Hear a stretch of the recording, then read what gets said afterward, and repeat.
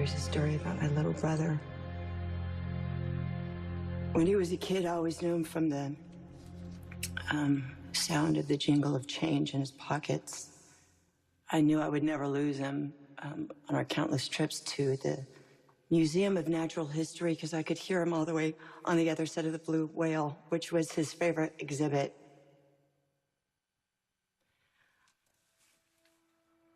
Jay wouldn't let as much as a penny go by.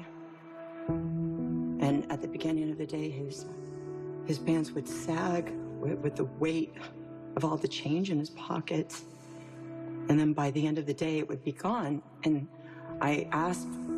finally I asked, and I said, Jay, what are you buying with that money? And he just laughed and he said, I'm not buying anything. I'm giving the money away. And he was giving all of his money away. He was giving it to the guy who didn't have a home, who would camp out on the street on our corner.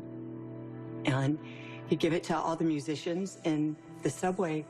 He would just take handfuls of coins and he would just throw it in their jar. And then he would always say to them, he'd say, I don't have any more money, but tomorrow I'm going to come back and I'm going to give you more. That's who my brother was. He was a giver. He gave his coins. He gave his word. He gave his time. He gave his advice. He gave himself. He gave when he was needed, and he gave when he wasn't.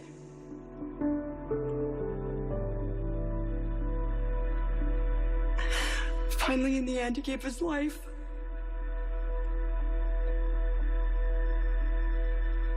My brother's generosity was just a sliver of who he was. He was so many beautiful things. He touched so many people's lives. Conferred each with a story. I gave you my story, maybe you can give me yours. So if I just come up to you and I just beg. If I just beg a moment of your time, if you could just tell me a story about my brother. If you don't mind.